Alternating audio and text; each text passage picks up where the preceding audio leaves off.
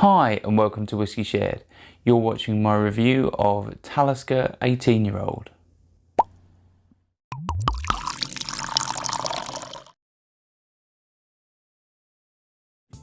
I'm Toby and you're watching Whisky Shared. Today I'm tasting Talisker 18-year-old. I've tasted a number of Taliskers in the past. I did a Talisker blind tasting. I'll put a link up there if you'd like to watch it. And most recently I took part in a London Whisky Club Talisker tasting with brand ambassador Jason Clark. I was fortunate enough to take away this bottle with me. It was one of my favourites of the night, and I thought I'd review it for you on my channel. Talisker, if you're not familiar, is from the Isle of Skye. I'll put a picture up there of where it is. And the Talisker distillery was opened in 1830. It's changed a little bit over the years, and it's part of the Diageo group these days. What else can I tell you about Talisker? Well, Talisker is it's a coastal single malt, so it gets a lot of influence from the sea, and Talisker is also bottled at 45.8%, this one being no exception. It's probably coloured and chill filtered like most of the range, but that doesn't necessarily mean it's a bad product. Obviously, Diageo being such a big company, they like to keep their products exactly the same for all markets around the world, and they don't want people from batch to batch to notice any different. But I have tasted this before. Obviously I've tasted it recently at the Talisker tasting, so I am familiar with it, but I will obviously nose and taste it on camera, and you know, it may be that I'll pick up something new. So shall we find out what this dram is like? On to the whiskey.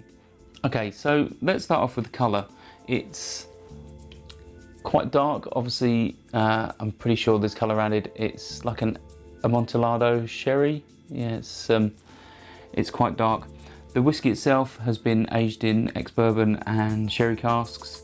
I don't know what the makeup is specifically over the 18 years, but obviously as far as I'm aware, these are released in limited batches, so there is a limited number of 18-year-olds each year, unlike things like the 10, which isn't limited in the same way.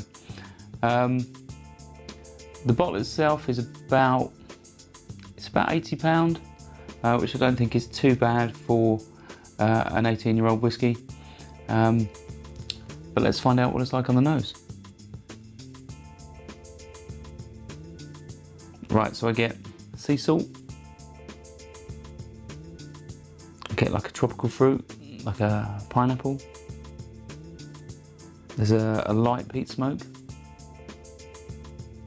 like a hint of iodine. So it's only a little bit medicinal. There's a caramel note. You can definitely pick up on the sort of charred oak.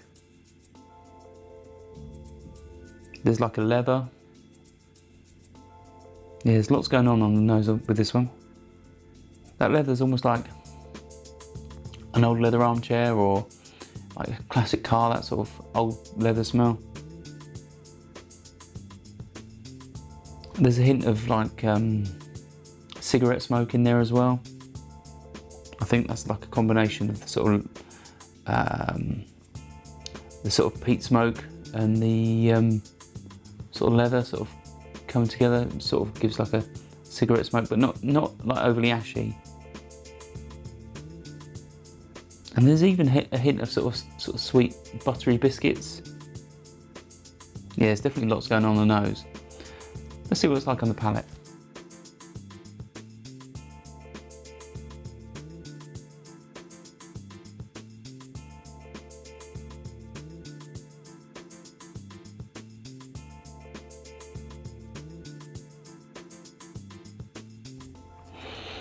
Yeah, I really like this. There's tropical fruits, and then there's like light peat smoke, which that peat smoke sort of bursts into like, bursts into that sort of sherry flavour. They're quite light, sort of tannic sherry notes. It's quite sweet, quite well-rounded, and yeah, there's that peat smoke turns into like tobacco. Yeah, it's definitely, it's a little bit more like cigars than cigarettes, or hand rolling tobacco. It's definitely more like sort of cigar leaf, that sort of taste. Let's go for another sip.